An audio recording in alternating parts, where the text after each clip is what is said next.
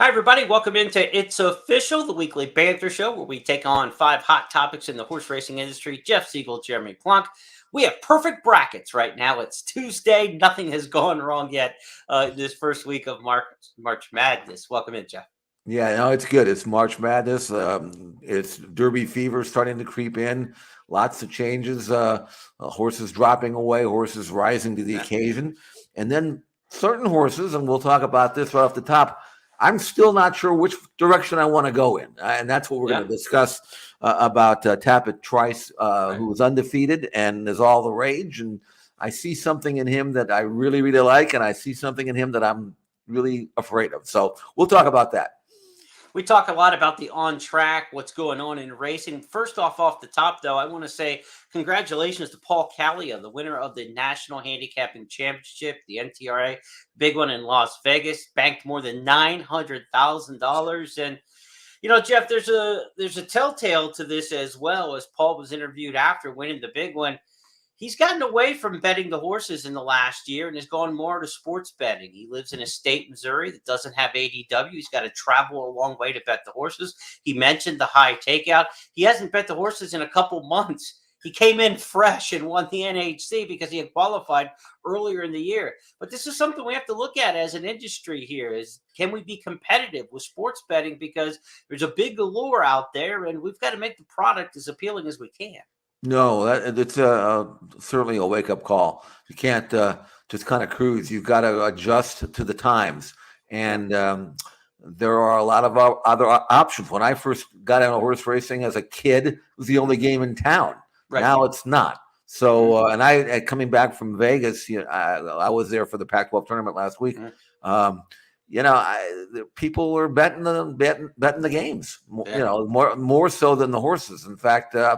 When I went to bet a horse at New York hotel, I mean, I was like the only guy there. So it's it's a little concerning, but we try to do our best. Well, we try to get people engaged in the game, some of the stuff that we do here, and of course, Express Bet and First Bet. We've got to be competitive, but we've got to take care of our core customers. There's no question about that.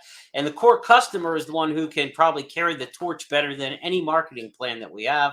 Yeah. We all learned from somebody, the mentorship, whether it's a relative, a friend, a neighbor, whatever. Teach the game to somebody else. Hopefully, that's what we do here with some of our online. Let's go to the first topic of our 5 on the big board this week. It is 2 views on Trice. Tappet Trice was the overwhelming 1-2 favorite in the Tampa Bay Derby. The only thing maybe that could got him beat was himself, Jeff. And at the start, he almost kind of did. Let's take a look at him here. He's going to be number 6, the Gray, Jeff. And what happens here at the start? He actually came out with his field. He just doesn't have any 0 to 60 speed. I mean, I drive a Tesla. I know what it takes to get on the freeway when the green light pops. This colt he comes out. He wants to break well, but he just can't get moving. Yeah. You can get away with that against horses that he was running against in the Tampa Bay Derby. And certainly we'll see what he did from the quarter pole home, which was eye-opening.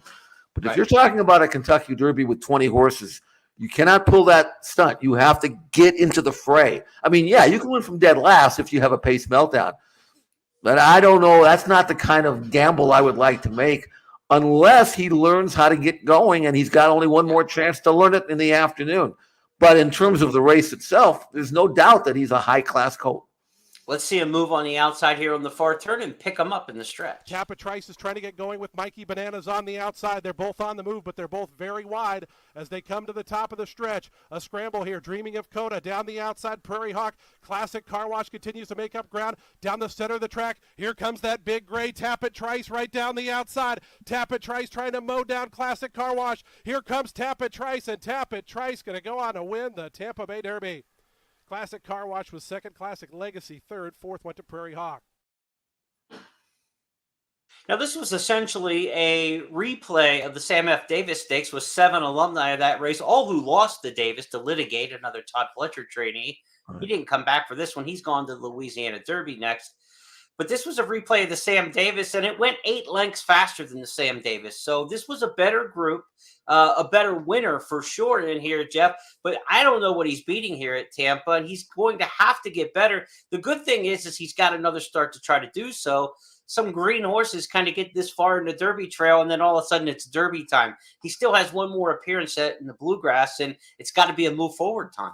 It does. The number was in the high 80s, so that's not going to get it done. Now, he did accomplish something that few horses could have done in that race, and that is win from where he was at the top of the stretch. He was hopelessly beaten, it seemed, and he wasn't really picking it up. No. So, I mean, he galloped out real well. He's a long-winded, long-striding colt without any kind of quick turn of foot or acceleration, But I don't worry too much about that. I worry about the kind of trip he might end up getting in the Kentucky Derby with 20 horses. The way he came out of the gate, and how slow he was early, he's going to be dead last in the Kentucky Derby. I can't imagine anybody being slower than him. And so you can't – that's just asking a lot. Now, I was hoping that he would kind of get the message and not go to the front, but at least sit somewhere in the middle and take the rider to the top of the stretch. And that wasn't the case. You saw the rider pushing and shoving, and shoving, and not really much of a response. So, I mean, listen. He was actually my pick to win the Kentucky Derby before the race. Now, because I thought the progression was going to be there. Now I'm not so sure. Todd's got to figure out what to do. Now, Keeneland better than anybody that I know of, better than me. And that is, the fact is, now I'm concerned about going to the Bluegrass. What do you think Keeneland's track, is that going to be, is that going to fit his style, or is he going to be up against it there? Well, we'll get the full stretch to run with at the 1 1/8 for the Bluegrass. So that's a positive compared to the 1 1/16 races with the short stretch. So that'll be a good thing. And I actually think the 1,234 feet at Churchill will help a horse like that, because he does lope and reach and grind good down the stretch. But as for the Bluegrass, there are years when that race does come back. You think there are some closers that have won the race in recent years. And then a lot of times, speed is just really good at Keeneland, So it'll be a day-to-day thing. How the winds blowing at Keeneland is usually a big deal, because it's very gusty and breezy there. And when you've got that backstretch tailwind at Keeneland, they just don't come back. Horses coast on the front end. So there'll be considerations like that, but he won't want to be as far back as he is now. That race there at Tampa, he's got to get up into the race a little bit better than that, but there's still a lot of talent there. He's green. He reminds me a little bit, not exactly how it happened, but the manner in which it happened, which the Charge It ran last year in the Florida Derby. Remember how green he was in the stretch? And we said, man, this horse has talent, but he was out of time, right? Charge It was out of time in the Florida Derby. It was just Kentucky Derby next. At least this horse gets another prep in between, And so his greenness and his inexperience and where he needs to improve, he at least has one more big practice. So we'll put Allen Iverson on it. We're going to talk about practice, and we're going to need it for Tappet Trice. But he's definitely a talented horse. He's just got to get a couple kinks worked out if he's going to become a Kentucky Derby winner. I guess they all do, though, still at this point. Let's go to the second topic this week on the big board. We lost one off the Derby trail. His name, of course, was Arabian Night, of course. Not as easy, of course, as I say. But Arabian Night taking off the Kentucky Derby trail this week, Jeff. Let's go back and watch him work. He's working here for trainer Tim Yaktine in those colors. Of course, transfer from Bob Baffert Barn prior to that February 28th deadline. Off the Derby trail after this work, and they're going to wait for the summer now. What do you make of it? Well, this work was last Thursday, and they pulled the plug on him like 2 days later. So I wonder if he came out of the work okay. I didn't think the work was bad. I mean, he worked in 13. I guess they were hoping he might go in 11 and change, but he wasn't being asked at all.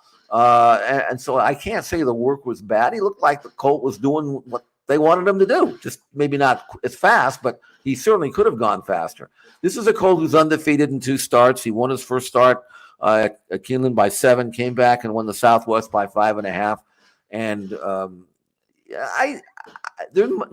we all see his action. He's crooked in the front. I mean, he doesn't. I don't know if he's crooked, but he his inside front leg doesn't go straight when he's breezing. Maybe he walks well, but Right. I don't know what the real reason is, if in fact there is a real reason, because when you have a colt that on paper looks like he's got maybe one or two horses to worry about, and that's it, and you're undefeated, and your owner obviously pays all this kind of money to run in the Kentucky Derby, I don't think we're getting the full story here. I really don't. And I mean, Tim's a really good horseman, and he probably told the owner and Bob, the colt's back is Bob Baffert now, by the way. This horse, I don't think we should go on with him, and that was the case. And so, but he's still good. I just hope that he comes back as well as he left, because by the time he comes back, we're going to need fresh faces after that churn in the Triple Crown. If he misses that, we're going to need a newcomer, and he'll come back. He'll be a welcome addition to the class. But it's too bad to lose him, because Jeremy, I saw your top 10. I agree with most of it. But it doesn't look like it's that deep. We need a colt like this in this division, and we're not going to have him for the Triple Crown. No, it's not very deep. I mean, you got Forte at the top. Practical Move on the West Coast has looked really good. I think Instant Coffee's done his race in the Lecomte, did him well this year, as well as finishing up well last year. And then you're getting into the Tapit Trices, where you're saying, boy, I like him, but I don't love him, Right. And then beyond that, it's starting to get, like, all right, these horses are fringe contenders at this point, and we're at high time. Now, the loss for Arabian Night on the Triple Crown Trail continues a rather disconcerting couple weeks for these Bob Baffert / Timmy Actine runners. Think about this. Newgate is injured and out. National Treasure was scratched with a foot problem since moving to the Actine barn. Faustin hasn't worked since February 18th. Fort Warren has had 2 scratches and hasn't worked since February 25th. That may be 4 horses there, in addition to Arabian Night, who are off the trail from the barn. You still have Worcester and Reincarnate, the horses who are going from that Baffert transfer portal, if you will. But it has absolutely fallen apart. His barn is 0 for 7 in stakes races since the Baffert horses switched to other barns. Only 1 third-place finish among those Reincarnate. 3 scratches, and now a horse or 2 off the Derby trail completely. It has not gone right for the world's greatest Triple Crown trainer over the past, February 28th to today's March 14th. We're looking at 15 days. Yeah, no, I mean the bottom has really fallen out of his stable with regards to Derby horses. Worcester's headed to Dubai. He's not obviously with Bob, so he's not a Triple Crown horse. Mm-hmm. Then you have, I think National Treasure may have breezed this morning, I think it was, so he's at least healthy. The best of the ones that are left standing is not going to go to the Kentucky Derby, and that is Cave Rock, who's actually doing really well. But he's with Bob, so he can't get any points, and he's not going to go to the Kentucky Derby.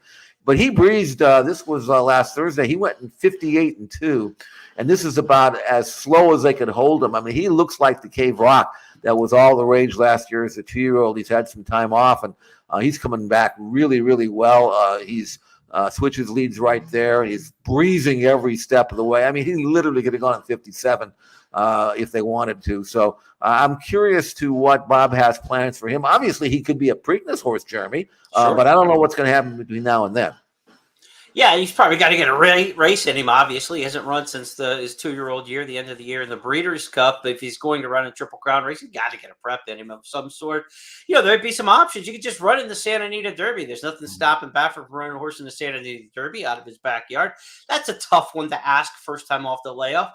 A week or 2 later, you got the Lexington at Keeneland, and that starts to feel a little bit more like a possibility because it's a mile and a 16th, an easy distance, 16th pole finish line.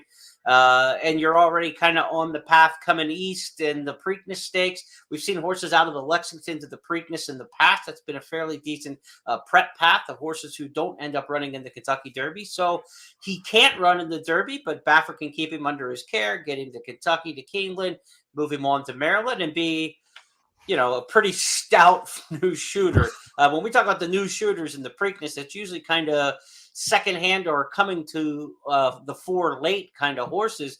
This would be a rather well-established graded stakes winner from 2, back on the mend and fresh for the Preakness. He'd be one of the more dangerous new shooters if he were able to win a race between now and Pimlico and come into that race. That would be a exciting prospect, I would say, for the Preakness Stakes for sure. Yeah, I mean, most of the time, a Preakness shooters are horses that aren't good enough to go in the Kentucky Derby. This colt, all things being normal, probably would still be pointed for that. But without that happening, he'll come in as a fresh race. And if he wins his prep race, wherever it may be, he is going to be well backed, if not the favorite, in Maryland. So that's. But we talked about the contenders, and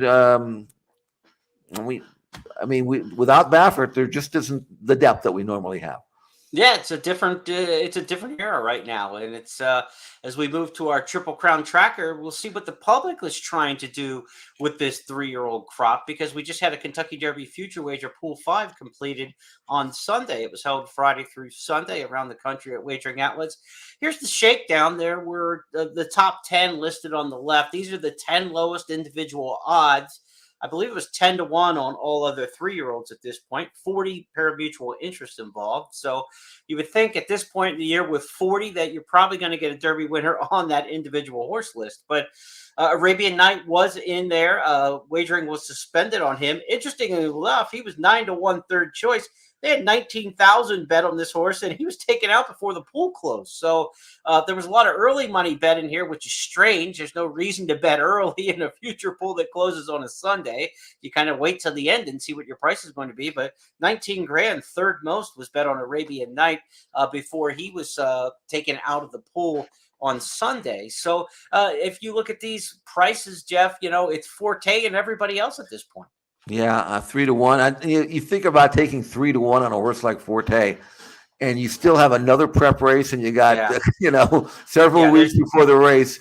Who needs 3-1? Because traditionally those odds are higher than they should be with all the crazy money bet into the pool on Derby Day. But if Forte were to win his next start, he looks like a horse that has the potential to be a very short price on Derby Day. If he is as impressive at his Florida Derby win as he was in the Fountain of Youth, I would have to think that he's going to be very solid. And yet, when you're betting future book prices, you don't usually, or you probably shouldn't, take a short price. There's too many things that can happen in the interim. What you're trying to do is find an overlay or a horse that's got a big price that may be much less on Derby Day if you think he's going to, advance in his next prep. And there's a couple horses here that I think may be offering value. First of all, I like Practical Move a lot. I don't know about 12-1, but I think he's a legitimate threat to Forte at this stage. But the other two horses that I wanted to talk about, Jeremy, Hit Show is 28-1. I could live with that at this stage. I think he's a really nice progressive colt. And the other one I would throw in, and I'm going to go down sink and swim with this horse, and that is Skinner, who was at 45-1 when it closed, right. And I could live with that as well, because I don't think Skinner's going to show his best till he gets out of California, which may or may not happen. But if he does show up at 45-1, I could live with that. Yeah, that's not too bad. We included some Oaks Derby double prices. This is the first time they offered an Oaks Derby double in the future wager, which I think is a cool bet and interesting. The lowest double was 17-1, so $1 bet got you $17 profit back. Forte and Wet Paint. Wet Paint, the winner of the Honeybee for Brad Cox, is the low price in the Oaks Derby doubles. If you look at through Tap It Trice, through Practical Move, the low number was Wet Paint. So you and I talked a week or so ago about this 3-year-old filly division, who might step up. People like the Honeybee winner, apparently, and she's the favorite pretty solidly in these doubles. Slight favorite over Wonder Wheel and Hoosier Philly, but in no matter what the combination, she seems to be the favorite. Well, at $1, 17-1 for Forte over Wet Paint looks a lot more attractive than Forte at 3-1 in the Derby. Right, I don't know, right? Because I like Wet Paint. I mean, she's a proven off-track runner, and does it ever not rain on Oaks Day? I don't know. So, but even if you think that Wonder Wheel and Hoosier Philly are going to bounce back, still, I mean, Wet Paint is a progressive filly. She'll obviously love a mile and an eighth. She'll handle any ground. And if you like Forte, and you think, I don't care about anybody else. I mean, what I saw last time out tells me he's going to continue to win. 17-1 in that Oaks double for $1 is pretty good value, I think, for a wager that you probably weren't going to look too much at until you saw what the price was. Yeah, pretty mischievous at 45-1 in the Oaks Derby double too. I mean, she's looking great in New Orleans. If she wins her final prep, she goes into the Kentucky Oaks as second favorite, and you get 45-1 with the Derby favorite in there likely as well. So interesting stuff. Our Triple Crown tracker this week takes a look at the Kentucky Derby future wager.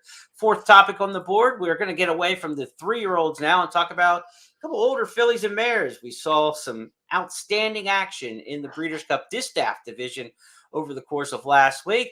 That's what we're talking about. Yeah, I'd say Secret Oath. She's back to her best with the performance she put on in the Azeri. Secret Oath is tipped outside. She's next to last and 6 lengths off the lead and just in front of Clairiere, who is positioned a bit toward the inside. Clairiere is hugging the rail as they come around the turn, and she is about 7 or 8 lengths off the lead. They come to the final quarter mile in the Azeri. Hot and Sultry up to Lovely Ride. Lovely Ride inside. Hot and Sultry to the outside. And then on the extreme outside, Secret Oath has a clear path, and she is coming on. Clairiere is in behind horses. Secret Oath coming at Hot and Sultry. Interstate Daydream on the inside, now third. Secret Oath is making a winning return to the races in 2023. Draws off impressively with the Azeri. Fabulous race there. It was a deep field. Clairiere, the Black-Eyed Susan winner, Interstate Daydream. The Azeri Stakes looked a lot like the Apple Blossom, and it was the prep for the Apple Blossom. And she looked in Apple Blossom form, Jeff. Secret Oath, as good as she's looked since the Kentucky Oaks last year. You remember how many conversations we had last year as to why Secret Oath was not reproducing her best form? And both of us kept saying they're moving too soon. She'd make this move at the 5/8 bowl, and she'd look great to the 8th bowl and then hit a wall. And so we talked about this race last Friday, and I'm saying I like the fact that Tyler Gaffleone is going to get on her for the first time. He might ride her like a grass horse, which means you don't let her run at all until the quarter pole or the 8th pole, and then she'll kick in. And that's exactly what happened. And I love this quote from Tyler after the race. He said, going into the second turn, she tried to go about the 3/8 pole, just took a little hold of her, and she came right back to me. Well, yeah, because she's tried to go at the 3/8 pole, because that's all she ever used to do is go at the 3/8 pole. And no jock would ever have the guts or the patience to say, no, you're not going to move yet. Yeah. Well, Tyler did. He grabbed her, he sat, and she just dragged him to the top of the stretch, hit the front, never felt the whip, never asked to run at all, just crushed the field. Now, I have to ask you, Jeremy, I mean, is it Oaklawn? We know she loves Oaklawn. Or maybe this is the style that finally her connections have figured out needs to be employed for her to run her best race. No, to me, it's the style. You know, she won the Kentucky Oaks. So she's not just an Oaklawn horse, right? She's won the big one on the road. And the one race where she was ridden like that by Luis Saez was the Kentucky Oaks, where they waited and then she blew by. If you do that, you know, she hasn't done it in her other races for Saez, and she didn't do it for Luis Contreras prior to that. But, you know, this is a case where the jockey change was made because Saez was riding the Derby hopeful Tapit Trice at Tampa Bay on Saturday. That left the mount open. Lucas made a good call getting Tyler Gaffleone. This is one of those. I don't think you go back to the former rider. No, knock at all to Luis Saez, and no knock at all for leaving and going to ride a horse potentially who could be one of the favorites for the Kentucky Derby. Totally understandable in all counts. And as Wade Lucas once told me, he likes to tell his jockeys, guys, we're not married, we're just dating. And so he's not going to be loyal to the rider and say, you got to come back to Luis Saez. Now this was his mount or whatever. Lucas plays the hot hand, and he knows, just like a coach. You bring somebody into the game, they knock down a couple threes, you stay with them. This was a 3-point shot from Tyler Gaffleone. This was how this horse needs to be ridden. And I think those two will stay together from here to 4. As long as Gaffleone doesn't have a better mount somewhere that we're not thinking of for Brad Cox or somebody else. I mean, I would think that this is a very good match. It really is. I mean, he could not have ridden her better, and she could not have responded to the rider's instructions better. As Tyler said, she wanted to go. He said, nope. And she said, okay, Yeah. that's fine. Yeah, I'll wait. And then just blew on by. And Clairiere, who was second in the race, was taken back and rallied well. But she was she wasn't making up any ground on Secret Oath. She was actually kind of losing ground at the end. And that's how good a race this was. Last 16th in 5 and 4. I mean, I just was blown away with her. I think she could be. I mean, she could be Malathat this year, as far as I'm concerned, if she's continuing to be ridden that way. So impressed with Secret Oath. Can't wait to see her this year, and I think she has a chance to put Wayne Lukas back on top at least one last time, for sure. Hey, and there is a weak handicap division this year. We've talked about it over and over. And if there's a trainer willing to cross over with a filly into the handicap division, it's Wayne Lukas. Don't be surprised if she's a horse for Saratoga or one of these big fall races against the boys. If she's this good right now, if she continues to progress, she could be one of the best older horses in America, regardless of sex. And I think that you could potentially see her, if she keeps moving forward, running one of these big races against the boys.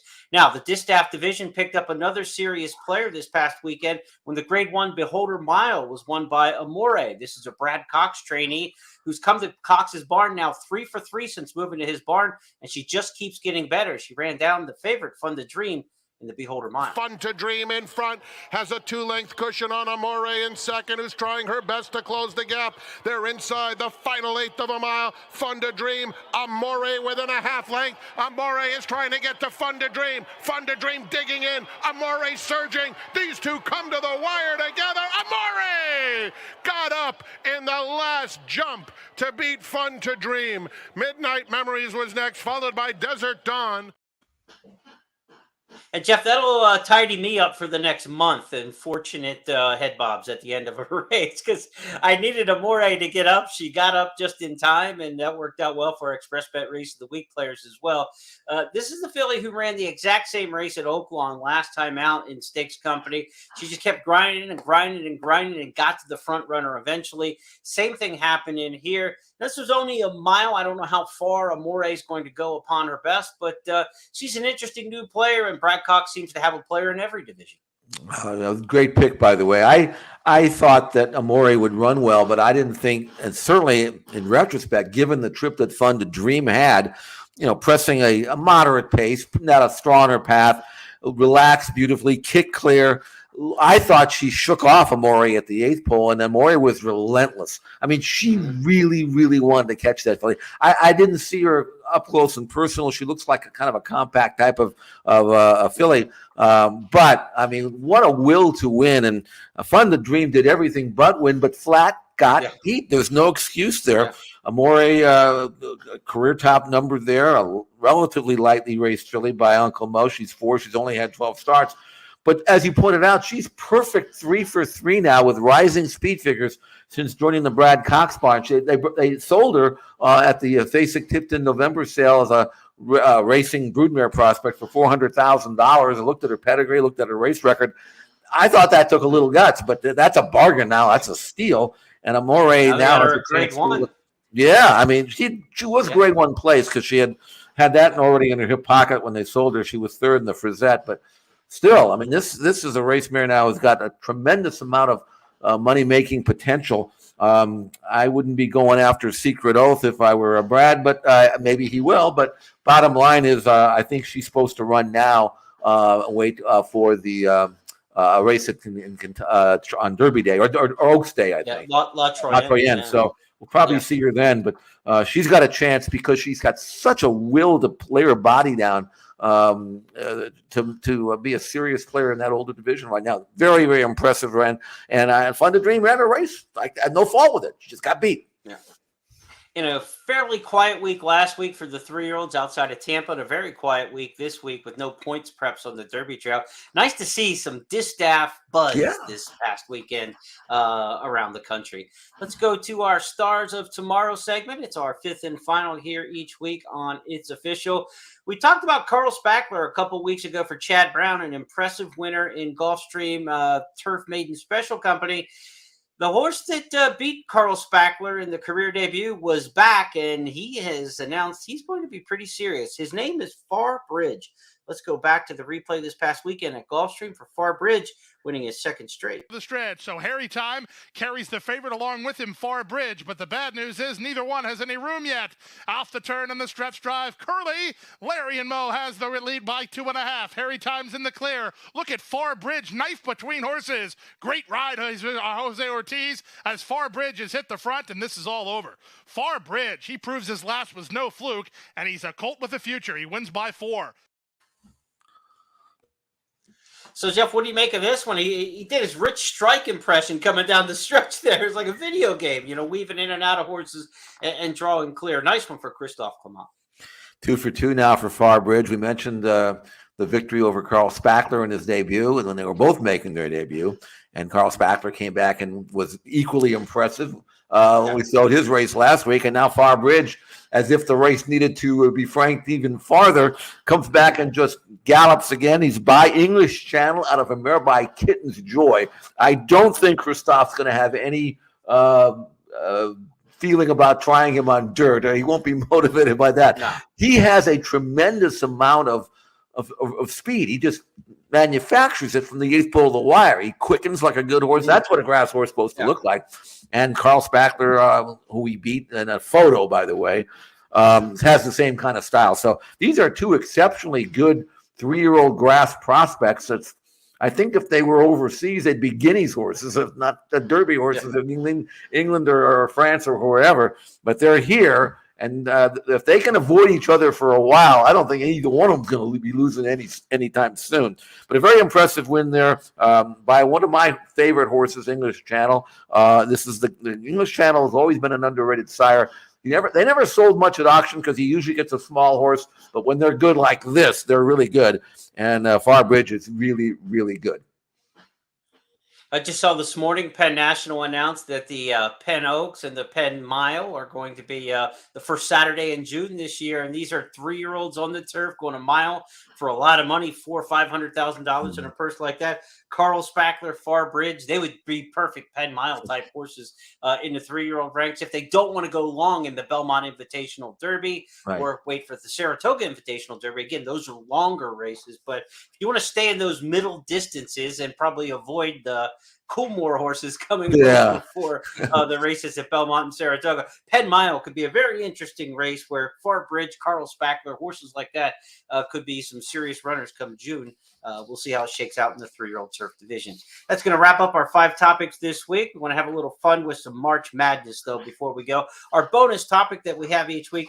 Jeff, I watched the bracket unveiling, and everybody's talking about their Final Fours. It seems to be the same. Everybody's got Alabama and Texas, and Duke as a 5 seed is picked by everybody to get to the Final Four. All the experts have Duke. Everybody has Duke. Every year they have Duke. I'm sick of Duke. They're a good team. They're a great program, but they're always picked. Have you ever had a horse in that same boat? Great horse. Everybody's behind him, but you just don't want him to win. For me, it was Skip Away. I never rooted for Skip Away. Mm-hmm. And part of it was Sonny Hine. He would talk trash.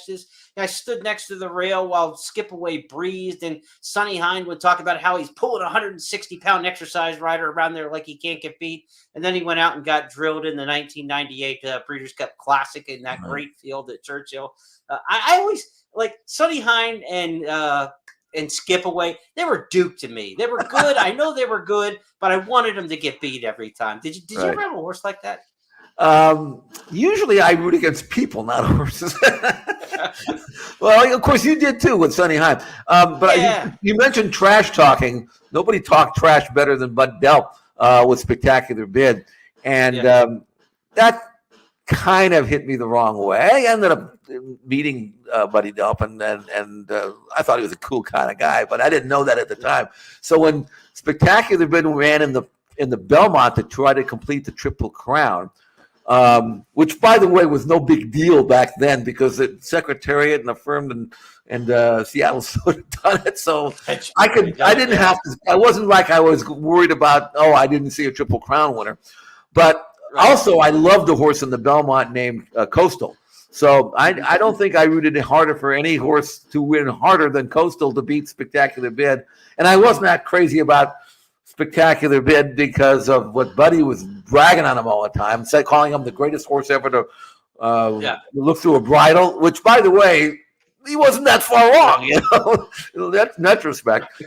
So for one race anyway, I hated Spectacular Bid and I loved Coastal, but that was more of a gambling thing than anything else. Water under the bridge for the Bid, water under the bridge for Skip Away, but the water's still way over the bridge for Duke. Let's well, that's but you're talking about everybody hating Duke, and that's a given, right? Yeah. I said, who do you hate? Duke, of course. Besides Duke, who do you hate? If you're not going out on the limb there. Right. That's going to wrap up this week's 5 topics. We hope you enjoyed it. Jeff and I will be back on Friday with our First Call podcast, where we preview weekend stakes races. Huge weekend coming up in Maryland. 5-6 stakes races there for the Pot of Gold Day at Laurel Park, including the private term stakes. They're going to go 2 turns for the first time on the Preakness Trail in Maryland. So we'll preview all the big stakes races for the weekend. Jeff, gear yourself up for some bouncing basketball starting tonight, I guess. First 4 is about to get underway. Right. First 4 tonight. I'll be at Sacramento for the Western regions. And if we get, that is we being UCLA, if we get through that, I'll be back in Vegas the following week. I can drive if I have to, that's great. There we go. But yeah, it's a fun time of the year, especially this year when there is no standout team. There'll be, this might be the one year that none of the number ones get there. I don't know. It's possible. But it's fun. And it's just a great time for basketball fans and also for people like you and me who watch the races every week. And I know you're looking forward to Keeneland. That's coming up pretty quick. Yep. And it's a good time. Good times right now, and lots to keep us occupied. Cheltenham Festival going on this week, Tuesday through Friday. If you like the jump races and the big fields and the excitement with that, you can play it with First Bet and Express Bet. Be sure to check that out. We've got picks from Racing ITV offering their international picks for that available at the First Bet and the Express Bet websites to help you out with Cheltenham. On behalf of everybody with Express Bet and First Bet and Jeff Siegel, I'm Jeremy Plonk. Good luck. We'll talk to you on Friday.